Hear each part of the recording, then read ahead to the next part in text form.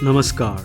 Welcome to the 19th episode of the Indian AdGeek. My name is Vishal Mehra. They say if life gives you a lemon, you make lemonade. But if the advertising industry gives you a lemon, you turn it into a masterclass on creative effectiveness. Today, on the Indian AdGeek, we are joined by a man who has spent more time inside our brains than a neurosurgeon. But with much better slides. He is the Chief Innovation Officer at System1, the author of the industry-shaking books Lemon and Lookout, and the creator of the APE framework. He's here to tell us why we have lost our collective minds and how to win them back. Please welcome the man who makes us all look and think a little deeper. Orlando Wood. Very pleased to be here. Thanks for having me, Vishal. Hello. It is my sheer pleasure to host you, Orlando. How did you and advertising happen?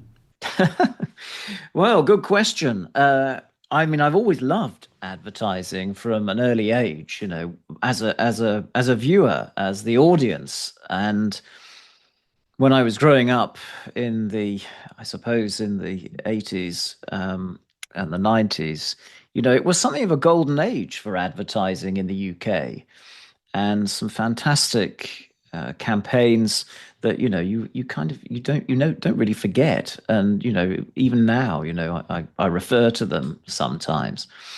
And then I guess I sort of got into marketing, got into market research, and then got into advertising and how advertising really works, and developed a kind of a way of measuring emotional response to advertising, and have worked with Peter Field and the IPA to sort of draw a link between emotional response and likely business effects, broad lasting business effects, profit gain, share gain, those, important lasting effects, reductions in price sensitivity, that kind of thing.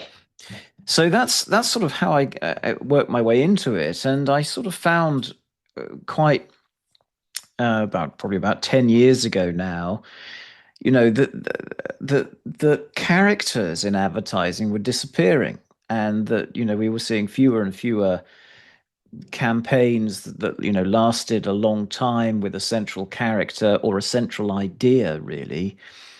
And that it was being replaced by something else, a different kind of advertising that was altogether less effective. And that's what I went on to write about in my books, Lemon, and then Lookout, and how really in this new digital technological age, where it's easier to target people on the platforms that have become available, we've forgotten how to entertain a broad audience, or the value of entertaining a broad audience and capturing broad attention.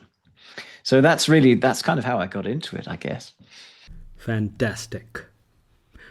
Orlando, you often use 15th century art and the Roman Empire to explain 21st century Instagram reels and YouTube shorts and whatnot. I find that so fascinating. If you could go back in time and give a System1 report to a historical figure, perhaps an architect or a painter whose work most closely resembles what a 5-star ad should feel like today, who would that be? Great question. I think I often talk about Because I keep reading your System1 reports. And this, to be honest with you, the first time I read the report, this was the question which came into my mind.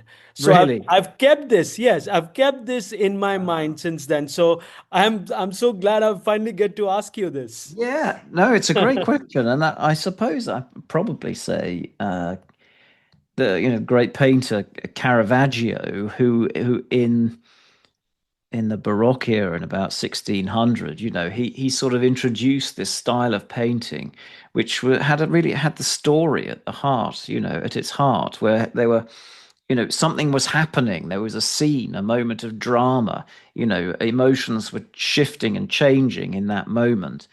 And it was like, he picked a still from a film, and that's what his art looked like. And so I think it would probably be him, that period of art from about 1600. By the way, the Baroque style traveled the world, it was the first real artistic movement that traveled the world. And it was in Caravaggio that you see that really start to take hold. I think you could probably also say Vermeer had beautiful genre paintings that look very much like some of Cadbury's advertising actually today. If you look at some of Cadbury's advertising, certainly here in the UK, I think it's probably different in India, but in the UK, there are some very quiet scenes where people are interacting with each other and are framed in such a way that it does feel a little bit like we're looking through the keyhole, just like Vermeer paintings, and that's very, very powerful as well. So I think that period that it sort of tried to depict in art a sort of psychological transformation and try to hint at something, but it also withheld a little bit of information so that the viewer was kind of trying to work out what was going on at the same time. And that's a very important principle in advertising and storytelling too. Or Orlando, in our earlier conversation, we were talking about left brain and right brain, right? Something that Mm. you have written extensively about, something you feel very strongly about as well, right? Mm. And you've mentioned how, so often you've seen, especially work in the West, which is slightly flat, if I Yes, may say that, in terms.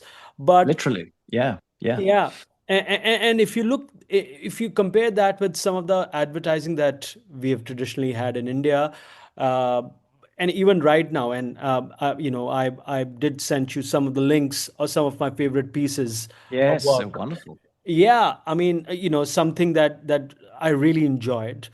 Um, from whatever you have seen of the Indian work, do you feel India is safer in terms from the crisis of creativity? Yeah, well, I mean, perhaps just to explain, there has been this shift in advertising style in certainly in Europe and the US over the last 15, 20 years as new advertising platforms have emerged, and it's gone from the sort of advertising we used to see a lot on TV with its narrative and its music and its charm, really, full of personality and story, towards advertising that's very kind of flattened with words on the screen, very mechanistic, quite a lot of short, sharp cuts, no sense of character, no sense of place, um, and that's very rhythmic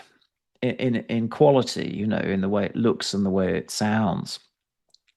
And so in my books, I talk about this shift towards this sort of, I guess, attention that's really a kind of closer up kind of attention, a narrow beam attention that is really more associated with the left hemisphere of the brain. If you follow Ian McGilchrist's brilliant theories on the brain and how the two halves of the brain pay attention to the world. And the right hemisphere has got a very different, open, broad kind of attention, which is interested in the living, metaphor, story, helps us to appreciate music and humor, all of the things that really are necessary to capture the attention of a broad audience. And so in my books, I talk about how we've moved from this sort of right hemisphere broad beam attention to narrow beam, goal orientated, close up attention. And you can see it in the creative style, the dominant creative style of the day, and how that's shifted. So the question is, coming back to India, well, what's happening here? And I can't say definitively because I haven't looked at it as closely as I have in other markets. But that sort of shift towards salesmanship, as I call it, away from showmanship, is evident elsewhere. And I hope that India will resist this, but I suspect there is also in India very a push towards this performance salesmanship advertising, as there is everywhere. But I think in India has a fantastic heritage when it comes to things like dance, film, the film, of course, um, gestures, in the hands and the body. Um, I guess a kind of grace as well in the use of the body, and symbolism and storytelling, all of the things that are so necessary actually for showmanship. And there were some wonderful examples, that we were talking about, of this. And we can talk about those if you like. Perhaps now's the time. But the Happy Dent, I really liked that film. It was back in 2007, but really, really very, very good. Because it sort of finds the magic in the product. And hopefully everyone will know which ad we're talking about. But it's kind of a boy, who's sort of he's running towards, I think it's a palace of some kind, and up to the room, and he's passing lots of people on the way who are sort of contorted in slightly strange shapes around around everyday objects, and you're kind of wondering where this is going. You really are kind of wondering where it's going. And then, he assumes his position in the chandelier above, and the sort of the Lord and Master is just about to eat, and he pops in a Happy Dent, and his teeth, shine bright, and he illuminates the meal of the guy below at the table, and then everyone's teeth, light up everywhere. And I think that's just a really lovely way to find the magic in your product, as Bill Bernbach would have put it, you know. And suddenly everything makes sense. So all the other characters who we met on the way, suddenly have shining teeth and are illuminating the whole thing. I think it's just a really lovely, lovely piece. And actually, the way, the gestures, the movement, it reminded me a lot of. There was a brilliant Italian poster artist in the early 19th century, late 20th, called Leonetto Capiello. He was Italian, and he drew the most wonderful characters in movement and expression, and it felt very much like that. Very right hemisphere, very interesting. So that was it's a wonderful example, and then there's a sort of if we sort of come up to date, the Lahori Zira work, which I think was full of energy and imagination. I think it's fantastic. There's a 2024 film, I think a 2026 film, very recent one as well, isn't there? The most recent one, that they're sort of cutting out shapes from the brim of a hat, or the ceiling, and you don't know why this is happening. Why is this going on? Again, there's this sort of withholding of information that is intriguing, and then you realize they're all cutting out shapes so that they can drink from the bottle and hold the bottle up to the and it makes space for the bottle. So it's really very, very nice, and very, very vibrant. I really, really enjoyed watching them. And in all of these, you've kind of got the, what Hitchcock might have called a MacGuffin, which is sort of the pursuit. Our hero is chasing something or doing something. We may not even know what this thing is, but then it's revealed, and then we enjoy multiple reveals. It's not just one reveal, but we understand then, what everyone's been doing in these examples, and it's that sort of device that carries the action, which I think is really lovely. So, I thought they were fantastic, and I hope that is representative of what's happening, because that would be wonderful. Really powerful brand building communications. Yeah, a lot of good work, of course, is being done, but like you were saying, Orlando, there's so much of performance marketing work also, Yes. hard Yes. working work, salesmanship, Yes. that you keep talking about. Yeah. And that, I think, that comes with the territory, because of prevalence of smart devices all around us, and the screen size is in some ways getting smaller. In some ways, those Mm, smaller screens are also getting bigger within that mm, frame. mm. So there is that push to sell more, Yeah. and that so often takes precedence over building the story over long term. Yes. And I'm actually a big time WWE fan, pro wrestling, and some of the best storylines in WWE have Yeah. been those which have been, slow burn. Yes. You see it coming, but it's still not happening, right? Yeah. Yeah. And and the same, I'm sure, long-time fans would tell you the same thing. There used to be an attitude era in 90s, and full of those long-term storytelling. That we had an era which was much more quicker. Now it's a mix of both. And those things are, my point in saying all this is that you see these things in, so often in all walks of life. And I guess even now, I mean, advertising is not immune to it either, right? No, no, and it shouldn't be. I mean, one of the things that it's important to say about narrative actually is that it gives a brand coherence. So, we talk a lot today about distinctive assets, fonts, shapes, colors, logos, and so on, and their importance, and they are indeed important. But it's very important to remember that we first encounter something as a whole. When we meet someone, we meet them as a whole. We don't just meet bits of them.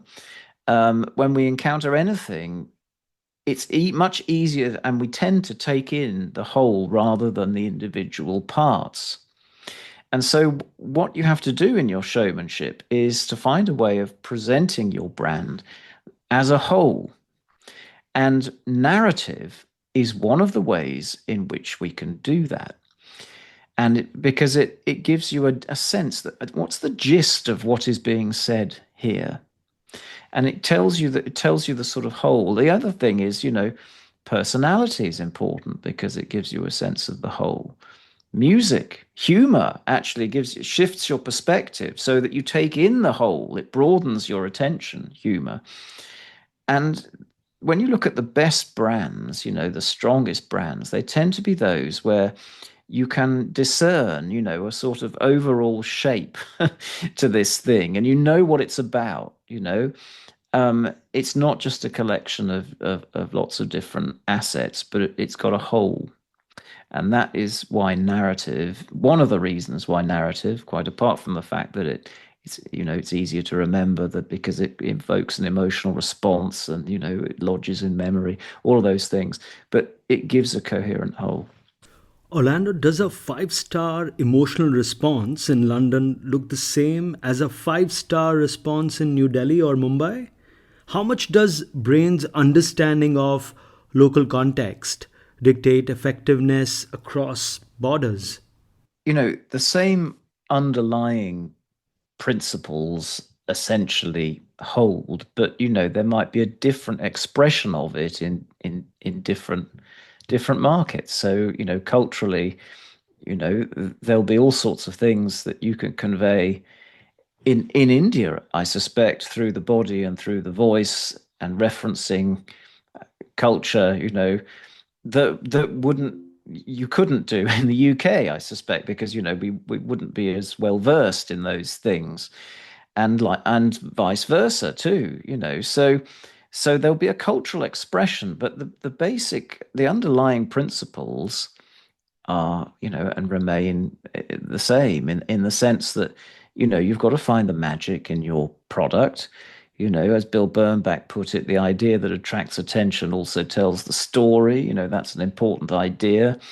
And things like characters, things like music, things like movement and expression in the body, all of these things are very important for capturing attention and driving that emotional response. So, there will be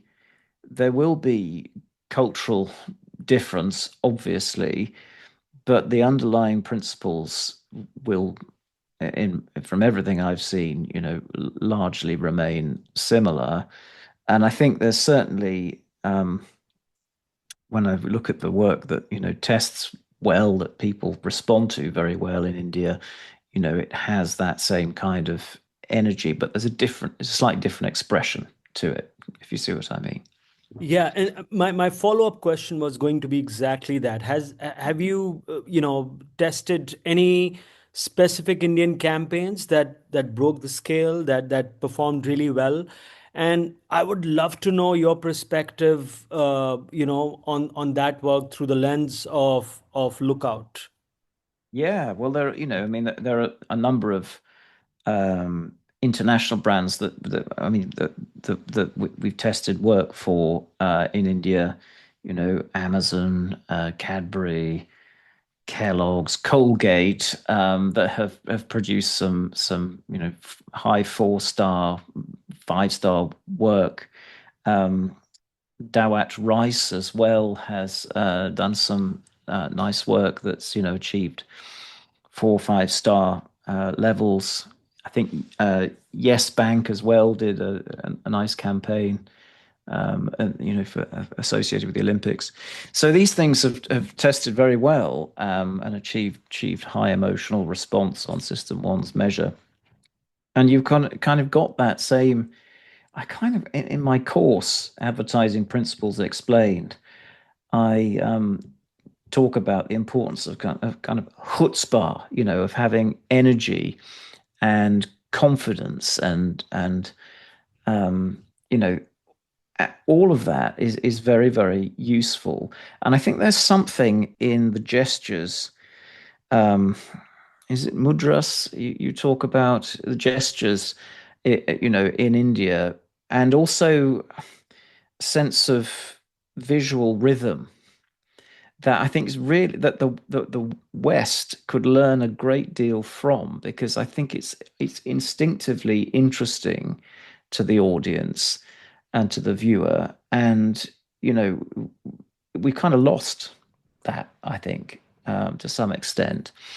And there's, that there was another example we were talking about, the adhesive Feviol as an example with on the bus, and there's sort of the movement of the bus and then the shaking of the people, all to find the magic in the product, kind of no one falls off, and yet, there's this sort of movement that goes with the music, a sort of visual audio rhythm that together tells an interesting story. And I think we've sort of forgotten that. In the UK, we used to have some interesting ads, that would play on that more actually, but I don't think we see them so much today.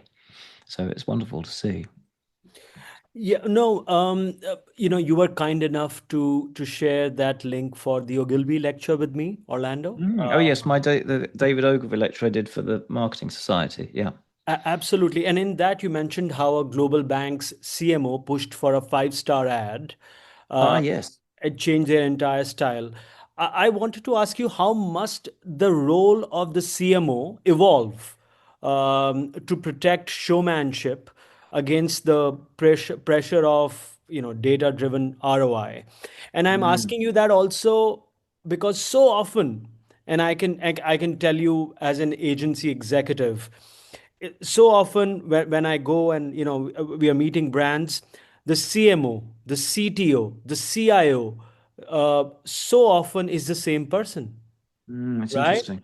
Yeah. Yeah, I mean, the guy who was supposed to just be the custodian of the brand till about 5 years back, 6 years back, is the same guy who's now looking out for, where is my first party data coming from, right? Right, Is the right. same guy who's looking at the tech stack, the marketing stack also of the brand.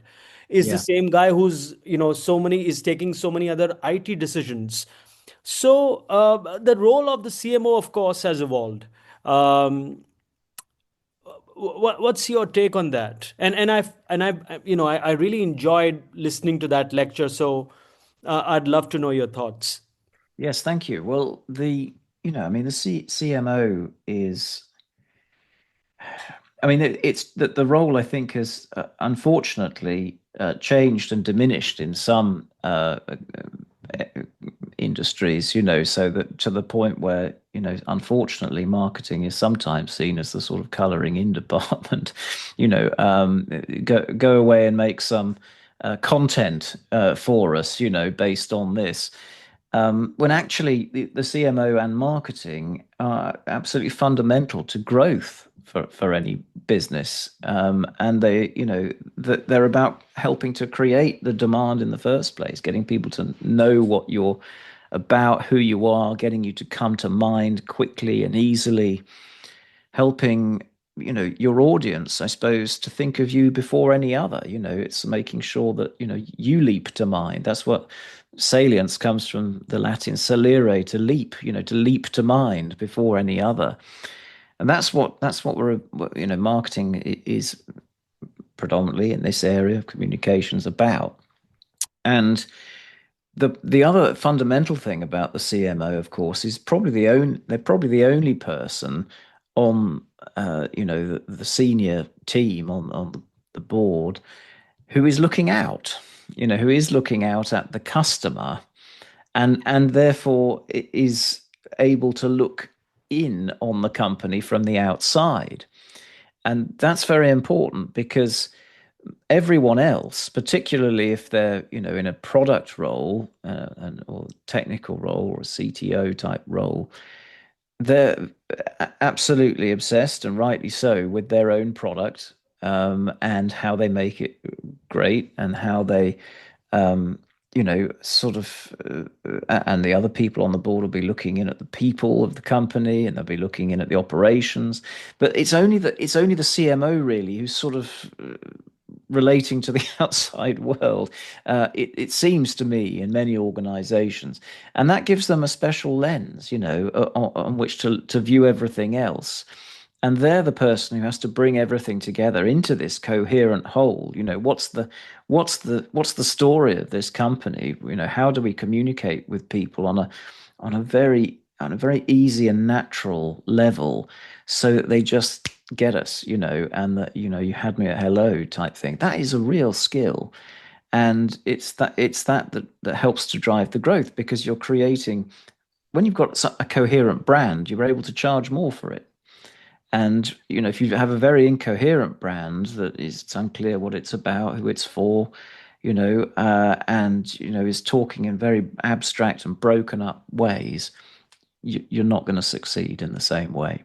People only buy from people they like, really, ultimately. So that's the CMO's role. We don't buy from people we don't like. So that's what the CMO has got to make it. Fame, feeling, and fluency is what I often talk about in my books. You've got to be famous. You've got to create some sort of feeling towards you, and you've also got to be highly fluent and easy to process, and that means distinctive but also coherent. Orlando, I want to stay in the boardroom, and maybe now we can talk about the CFO. You often quote Bill Burnback, only feeling can make you act. How do you bridge the gap for a skeptical CFO between a star rating and emotion and hard business outcomes like market share gain?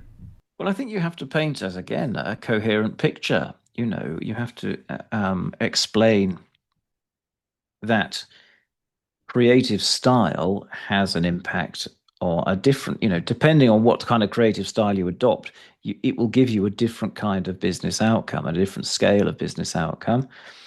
And of course, how that pairs with your media as well is obviously very important. And then I think you have to say, with large numbers of cases, these are the patterns that hold. And when you see this over multiple data sets, as we do, and across multiple platforms and media platforms as well, it becomes clear that this showmanship school is the one that really drives the growth, that makes you famous, that gets you trusted, that gets you talked about, making it much easier for your salesmanship to do its job, which is to nudge the sale. And if you're only doing the sort of advertising that nudges the sale, then eventually you will become more reliant on price promotions. You might have to reduce your price to discount. Your margin will suffer. And you need the showmanship there to recharge what you're about and recharge the battery, as it were, to make the short-term work harder. And so trying to explain and articulate the difference between these two schools of advertising which have been there for 150 years, what they do, how they work with each other, how they complement each other is absolutely essential. And I don't think that across marketing teams today, I think they've got a lot of marketeers who've grown up in this salesmanship performance world who probably haven't been exposed to the same, showmanship that perhaps you and I have, and who need, I guess, training in what it looks like, what it does, how it has different assumptions, from the salesmanship school. And that's why I created my course, actually, which is to help marketeers towards that kind of understanding. So I would say that you sort of really have to be able to articulate those two schools of advertising as a marketeer in your business, so that people know what they do and understand the difference. So every time you're presenting, showmanship work, everyone understands its role and what it's there for, because it fundamentally strengthens, the business in many different ways that salesmanship never will. You have noted that pre-testing used to kill showmanship. Now that System 1 has flipped the correlation to be positive, how should agencies use testing as a creative catalyst rather than a creative filter? Yes, I mean, that was, if you roll the clock back 20 years, I think there was this very strong sense, and there was evidence to support it as well, to say that a lot of pre-testing actually undermined showmanship. And that was really because it was geared towards a kind of salesmanship school of thinking. Are we measuring, whether the message has been imparted, the reason why people should buy? Are we measuring how persuasive people feel this advertising is on them? Well, I don't know that anyone will really admit to be feeling as if they've been persuaded by a drumming gorilla, and yet on some level it works, and so that was the problem. And then so I mean, my small part in this is that I work with Peter Field and the IPA and our testing of emotion, or how people feel about ads at System1, to create a model that explained much better, the sorts of broad and lasting effects you can get with showmanship advertising. And so that's kind of what happened. And gradually over the last 20 years or so, certainly in the UK, and I think more broadly now, people are really starting to understand the importance of emotion in advertising. It's how it needs to move you, And as you rightly said, Bill Bernbach said, only art makes you feel, only feeling makes you act, and that is true, because art opens you up to possibility. And it opens you up to a different way of looking at things, a different way of perceiving the world, perceiving the whole. And that's what brands have to do. They have to sort of construct a reality for people. This is how we see things. This is how the brand is and relates to the world and connects to culture and connects with you. And that's what it's about. So yeah, there definitely was that period, and I think things have improved. There's evidence that Peter Field has published now to show that pre-testing is supportive. There's evidence Mark Ritson written about this as well, and he's looked very closely at some of our own clients' effectiveness data to the work they've done to demonstrate the point. So there is evidence for this. And so, I would say that, it's very helpful for working out perhaps which route you might want to take. You know, if you've got a couple of routes, very important in supporting um, development. So, you know, how can we make this even more engaging? Um, I think also, you know, it helps to sell the idea in. You know, we work with Tourism Australia, and you know, our client there was presenting the results to the Prime Minister of Australia. You know, so to show that you know this was going to be helpful. You know, that this was a great ad. So that's how I think you can use it, and how you know. But I would always say, you know, testing at the end of the day is really an aid to judgment. That you know, and don't apply even in the interpretation of it, you know, salesmanship thinking to your showmanship advertising, because you'll undermine it, you'll break it up into smaller parts, you'll destroy it in some way. So always have that sort of showmanship mentality in mind when you're creating showmanship advertising. And that normally means a kind of understanding of human motivation, a way of telling a story, um, you know, a narrative that unfolds that unexpectedly sometimes, and that really it's kind of joy and surprise and delight really is what we're really after with showmanship advertising. Before we move on, just a quick reminder to all of you who listen to the show but do not subscribe to it yet. Please do press the follow, subscribe button wherever you're listening to this. Back to Orlando now.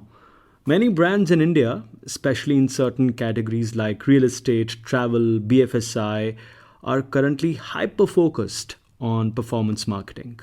Based on your research with Peterfield, what is the danger, rather a danger zone for a brand that completely walks away from showmanship? That you do see that quite a lot. There's a sort of engineering mentality which is antithetical, really, to showmanship, and that you know it's very difficult sometimes to get that kind of work through. But you know, having said that, there have been some fantastic showmanship campaigns for things like insurance in the past. You know, I mean, Burnback did some. I remember a campaign in the UK.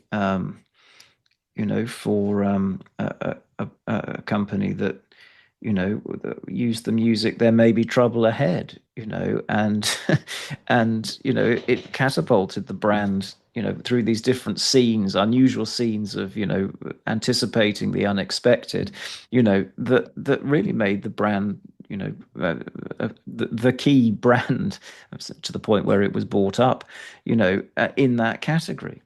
So it's worth thinking about, well, hang on a minute, how do we, particularly in a fragmented media landscape, when you've got a fragmented media landscape and creative is also feeling a bit fragmented, so broken up into little parts, as the left hemisphere salesmanship often looks like, you know, when you've got that landscape, you've got to present yourself as a coherent whole. You need a big idea and you need big media. And if you've got those two things, then you will cut through the clutter, the fragments.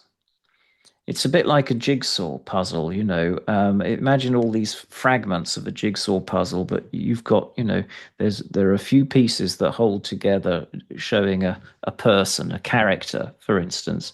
You know, that's going to stand out against the fragments of the rest of the puzzle. And that's what you've got to do. You've got to create this sort of coherent whole with big idea that you keep going at, and you know, you're consistent with it, but you're also representing it with freshness through different executions again and again and again, because you need both. You need freshness and consistency. They're both important. And if you don't get freshness and consistency, you risk having your brand commoditized, right? Yes, it will become commoditized and it will fragment. And those two possibilities are also, you know, highly likely in an AI world. because in an AI world where everyone is suddenly looking for answers, with AI, you might end up at the same answer, the same generic answer. That's one problem. But you might also get multiple people across your different teams and functions using AI, and each of them will come up with their own kind of idea and solution, and suddenly, the brand starts to fragment. Unless you've got a very coherent sense of who your brand is, you might find that AI pushes you, sort of breaks things up and takes you off in different directions, and that, you've got to kind of keep everything together and relate it back to a, fundamental truth really about who you are and what you're about. And that we've got to maintain that sense of the truth of who we're about, because that's very important. Have you had a chance to go through the latest Joe Rogan podcast with Matt Damon and Ben Affleck? No, I haven't. No? Have you heard No. what all they've discussed by any chance? What were they what have they been saying? They spoke at length about AI in filmmaking. Mm. Um, and that's where I'm going. And I did see something about Matt Damon, saying it would be difficult. It's not going to be good. so no, I Because mean, because was it that one of the platforms was having to repeat the storyline several times, yeah, in the first 5 minutes, in you the first gotta five repeat it minutes, so that thrice. because people are, sort of looking up and looking Distracted. away Yeah. and distracted. Yeah, Yeah. yeah. The other thing he was talking about was that Joe Rogan asked him, and he said, Matt, do you believe AI can take over a story writer's job? He said no, and he was giving an example of the Smashing Machine, how some scenes in the movie were born purely out of life, that actor's own life experiences, right? Yes. And those are things that AI can't do. No. So from an advertising point of view, Orlando, do you think AI can ever truly replicate the implicit communication that makes an ad human, or is that the final frontier for human creators? Because so often I feel like that the likes of Google and the likes of uh, chat gpt, OpenAI, and the likes, they're kind of holding back their models because Mm. they do not want um, a much wider campaign against them, that their model is so advanced that it is almost able to mimic or understand, or in some way replicate human emotions, even in thinking like a human. Mm. um what's your take take on this? Yeah, it's a very good question. I mean, I think it's a useful collaborator for any creative, that they can bounce ideas around with it. Um, I certainly wouldn't be taking the first thing that it suggests, because that will be a fairly obvious route. And sometimes you need, well, quite often you need the unobvious route. You need to sort of counter expectations in communications. You also need to be, connected to the truth of the brand, the product, the people, who use it. So that's very important. And the thing about AI is that it only lives vicariously. It lives through at several degrees separated from the world. It lives through other people's words. It lives through it lives through what I mean, there's so much about embodied experience in the real world that is very difficult to articulate in words, and that we miss. Words are a kind of a map of the world, but not the real thing. I mean, AI has never got drunk on a Saturday night, and well, I have, and I suspect others have. So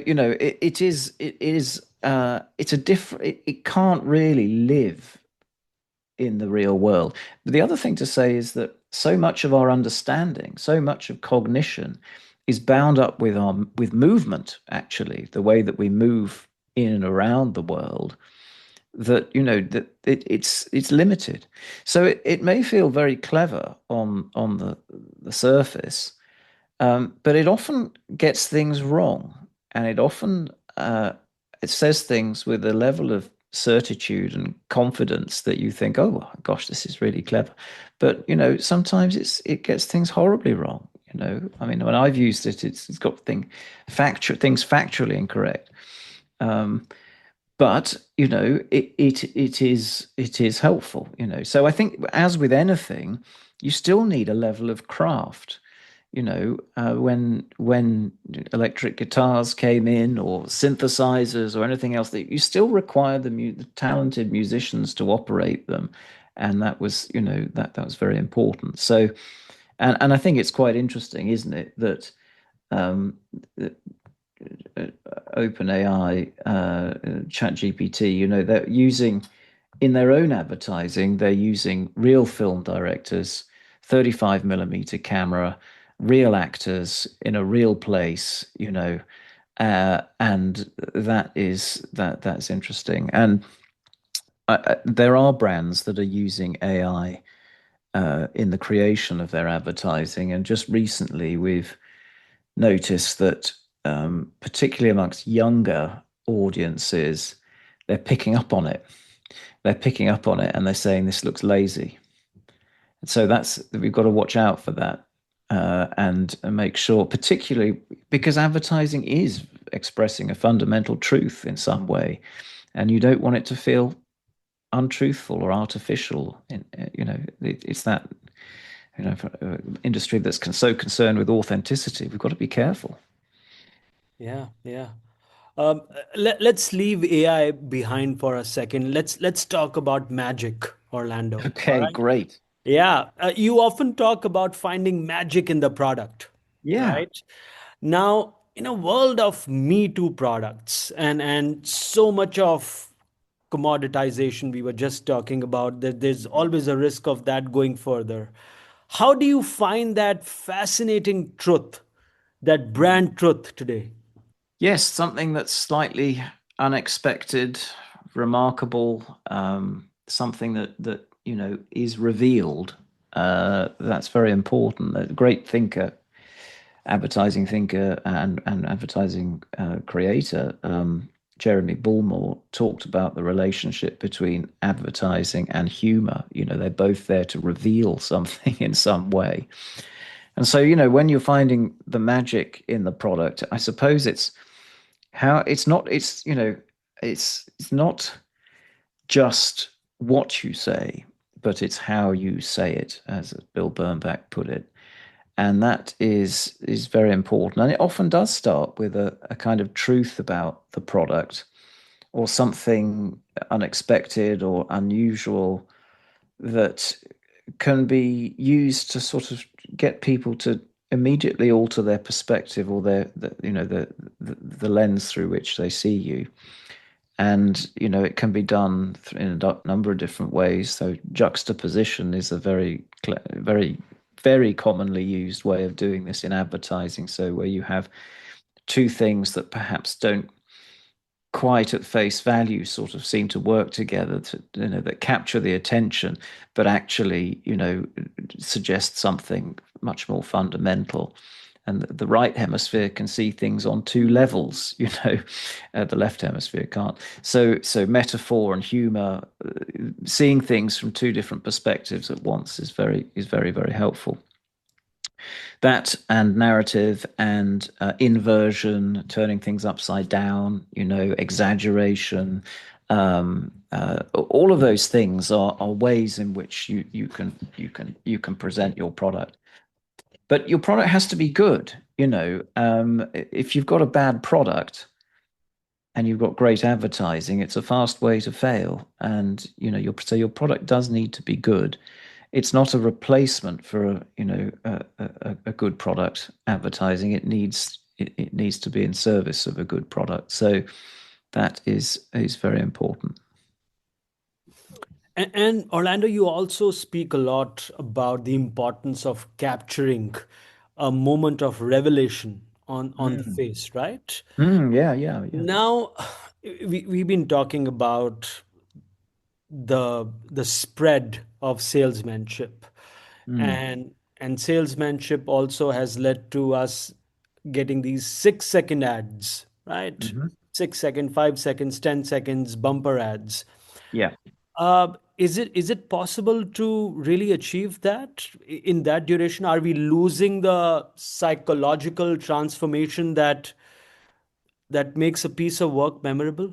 It's certainly more difficult, isn't it? I mean, my friend and a fellow effectiveness uh, presenter and thinker, Karen Nelson Field talks about, the importance of attention and the relationship between how long people spend looking at something and its ability to create mental availability. She talks about 2.5 seconds being the sort of minimum, really, pretty much that's required to do anything for mental availability. So I think, there are things that can be done in very short time lengths, but it is more difficult, let's be honest. And I mean, you can perhaps sometimes a joke, you can tell a joke in perhaps 6 to 8 seconds or 10 seconds if you're very focused. Which and humor is important for advertising. It helps to capture attention, create an emotional response. Make people feel good, get them to connect the dots, put it in memory. So that's one way to do it. The other way to do it is, of course, through a character. So if you've established a character, what I'd call a fluent device, a long running character or characters or relationship between two characters, particularly in broad reach, high attention advertising, then it could be that in low attention media, you can use that same device because people will instinctively, I know what this brand is, I know what this is about, and you will have done something of a job there in refreshing the mental networks. So there are things that can be done, but it is difficult. And what we found is that showmanship advertising is particularly sensitive to it's low attention media, and that when you've got if you've got a showmanship ad and a salesmanship ad and they're both playing out on low attention media, it's the showmanship ad that will be I suppose undermined more, and that it will benefit more from higher attention media. So you need reach, you need scale, and you need high attention media, really, for your showmanship advertising.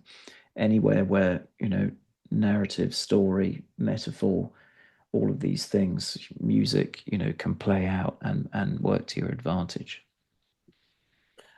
Do you think AI can be the tool that brings back fluent devices that you were just talking about more cost effectively? Um, what's Yeah, your it take could on that? do. It could do. I mean, AI can be used. It really depends on the user, doesn't it? And I suspect it will take people. It will accelerate current habits perhaps more than change them. But yeah, you're quite right. It can be. And in fact, we worked with a broadcaster in the UK called ITV who are using AI to develop campaigns for new to TV advertisers, because um, when you first make that leap to TV, it's quite a big deal, and you need some support often. And so what ITV have said is essentially, look, let us take care of the creative and you spend the money instead on the media, you know. And they've been using AI to develop campaigns for brands, some of which we've tested them are performing probably better than established category players, and that have characters in them. I mean, the ones we've tested were um, more kind of animated in style, more cartoon-like in style. So it is possible, but I think it's not a replacement for an idea. It's not going to give you it's not you can't rely on AI without knowing the principles that, some of them we talked about today. You've really got to have a grounding in those principles and understanding of what you're trying to do with your showmanship for AI to be helpful. Otherwise, you might be using it in the wrong way, in a way that suggests a more salesmanship kind of approach. Yeah, you were just talking about characters, and of course you've talked about in the past, Orlando, how artistry is a Mm. very practical tool for business, right? But that's a Burnback quote. Yes, that is Yeah, a Burnback quote.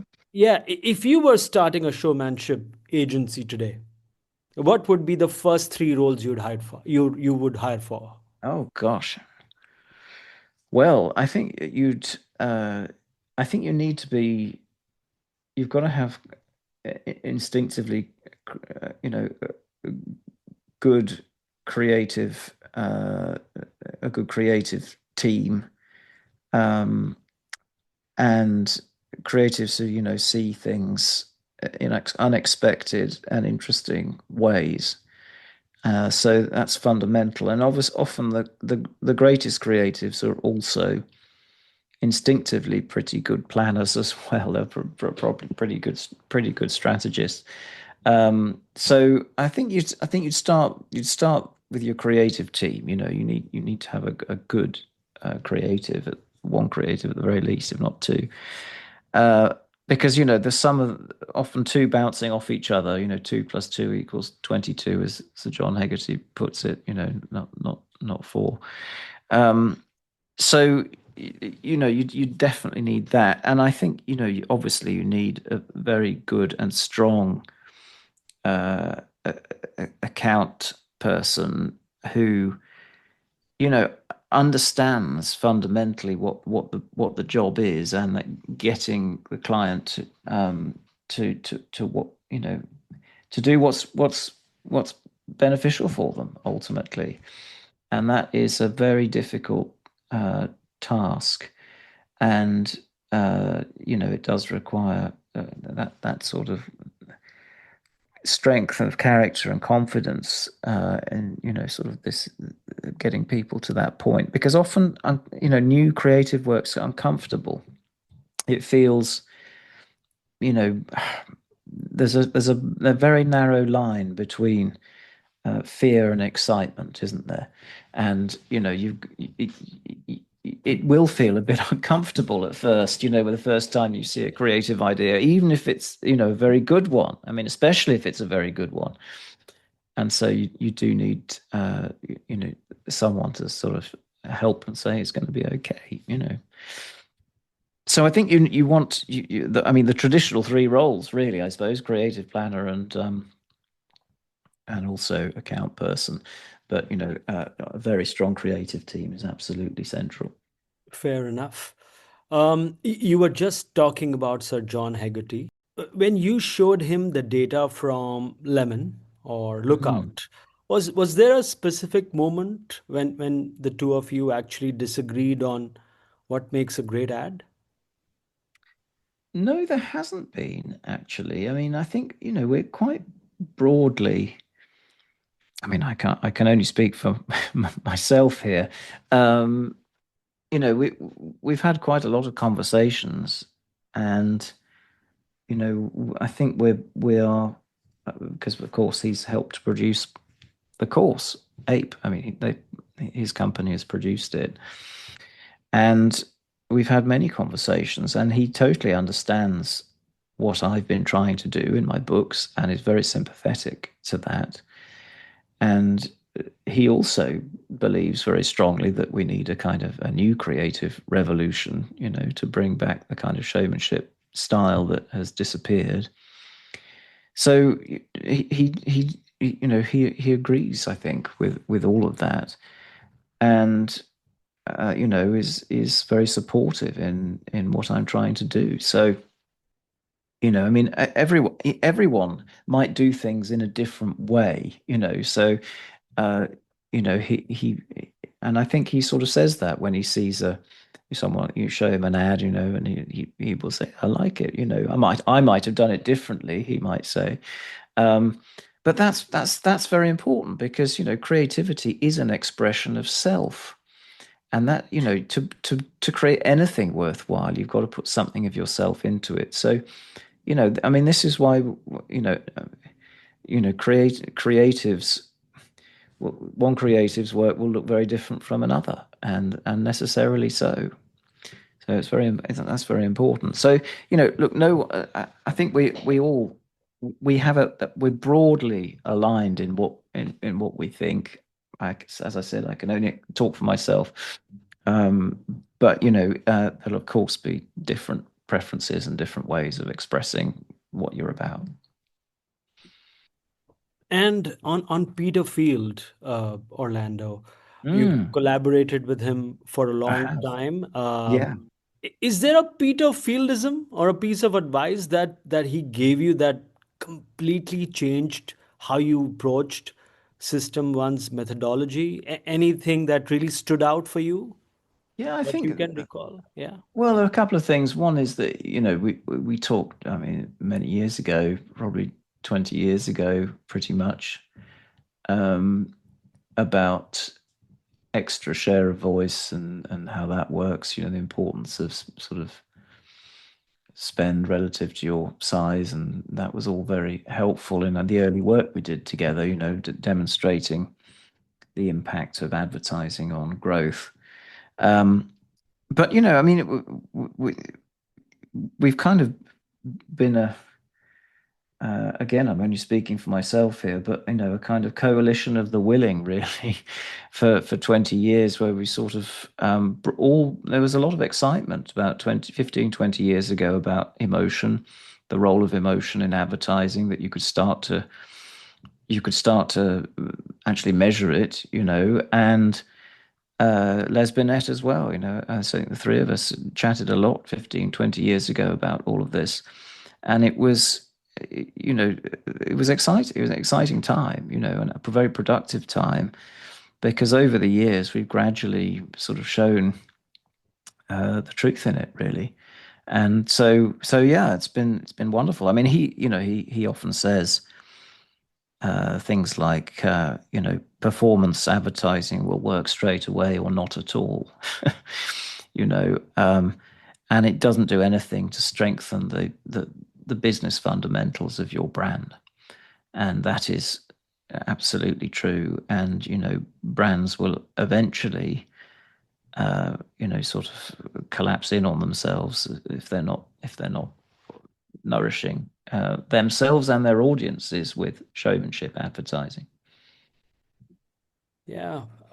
The industry and so many brands are richer because of all the knowledge and insight that you and Les Benet and Peter Field have shared for so many years. So again, this is such a privilege for me to talk to you. Oh, I thank want you. to talk about your course now, Ah, yes. Orlando.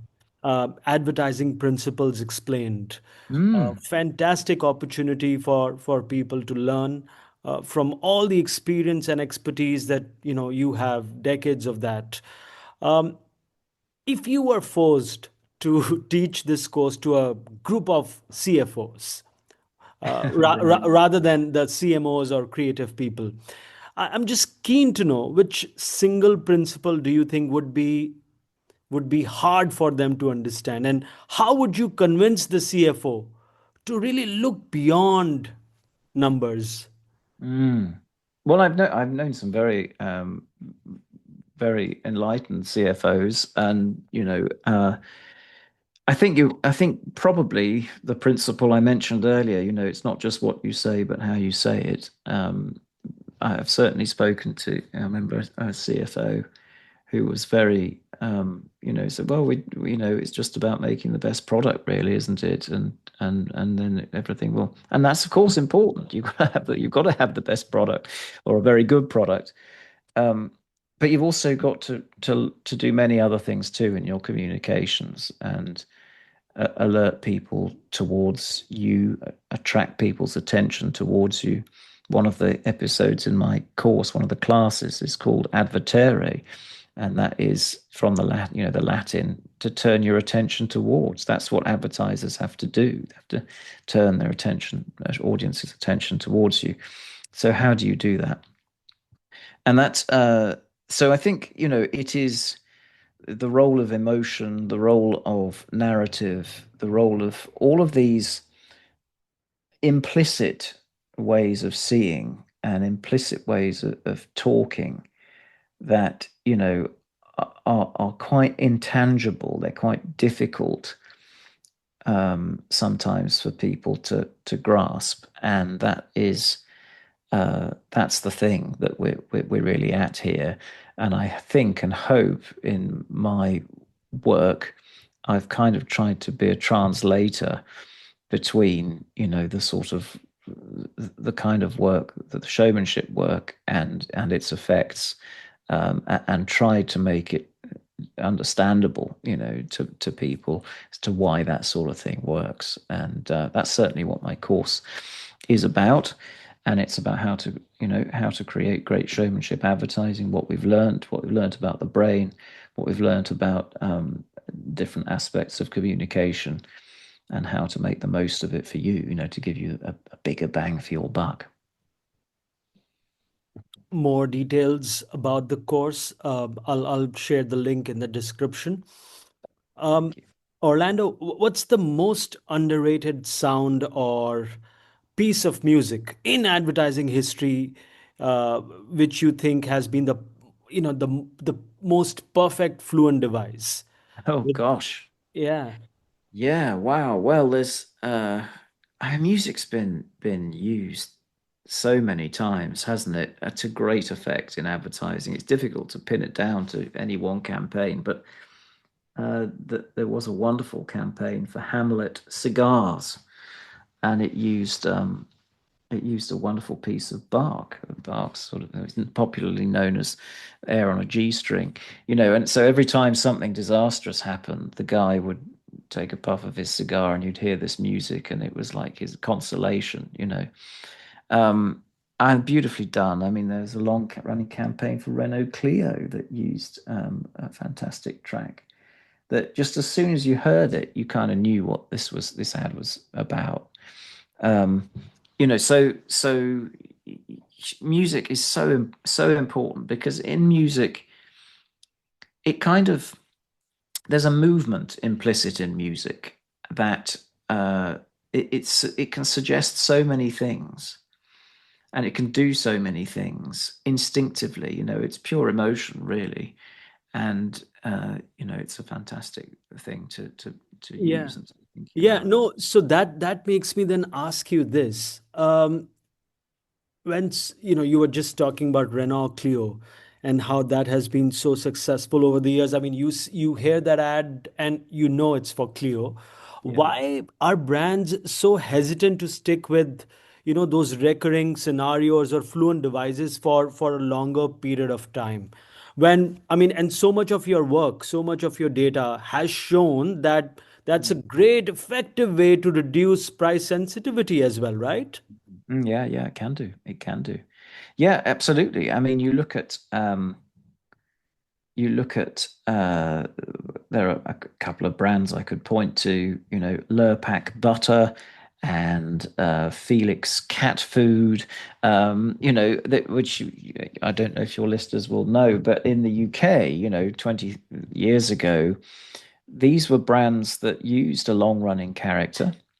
In the Lurpak's case, it was a little butter man called Douglas, made out of butter, who sort of was animated and walked around the table, and he was very mischievous, he was very naughty, and the narrator was always telling him off. So he had real character.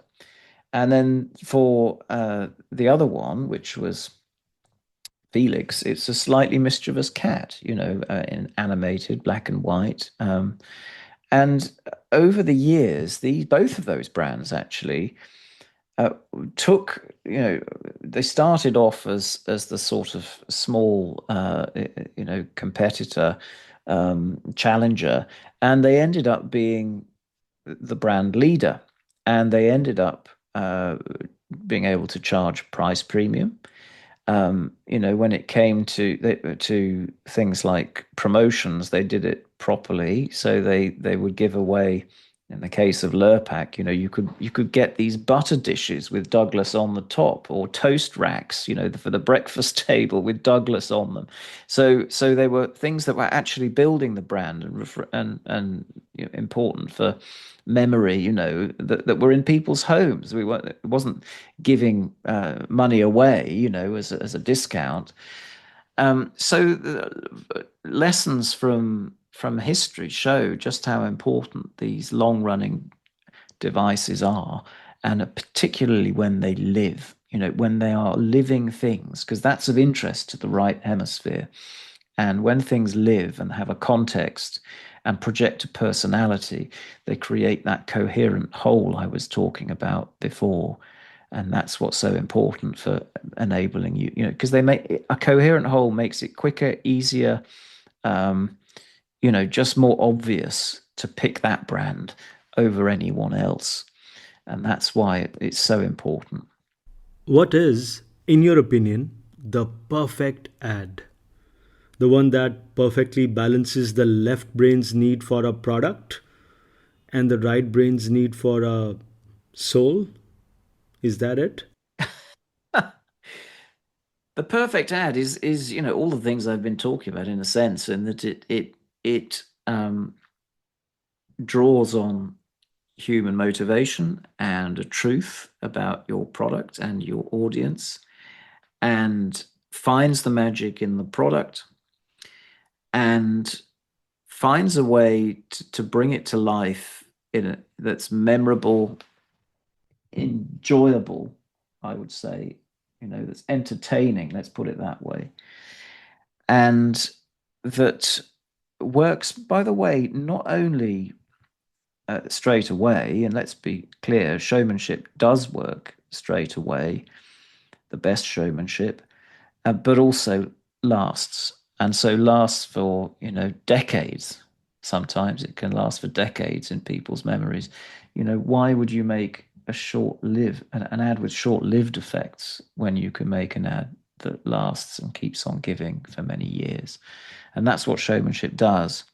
So I would say any advertising campaign that creates a coherent whole for people, things like in the UK, Yorkshire Tea, for instance, great campaign at the moment, or Snickers, you're not you when you're hungry. Or, I don't know, Specsavers, is another one.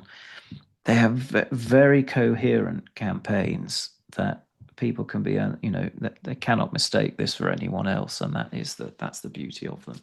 And that's what we should be aiming for, I think. Yeah, and that's the beauty of our business, isn't it? Just doing work which stands out and which really makes people act. And in so many ways, it's a great form of art. Yes. So yeah, Yes. thank you, Orlando. I'm truly privileged, and I feel so good that I had this opportunity to speak with you. Thank you very much for being so generous with your time. I really, really appreciate it. Thank you. Absolute pleasure, Vishal. Thanks for having me on. I hope everyone's enjoyed our chat. And that is a wrap on episode 19. If you've been listening with your left brain this whole time, I hope Orlando has successfully nudged you back towards the right. Just to be clear, we aren't talking politics. Next Sunday, the Indian AdGeek will feature Kevin Marquette from Lufthansa. Listen out for a fantastic episode. If you have enjoyed this episode, don't forget to hit subscribe, leave us a review, and share it with someone who might enjoy it. The Indian AdGeek streams on all major podcast apps. Orlando is not active on X, but I am at Vishal1 Mehra. Everywhere. Hit me up with your feedback. Until next time, keep your creative antennas tuned and your AdGeek flag flying high. Stay quirky, stay curious, and keep geeking out.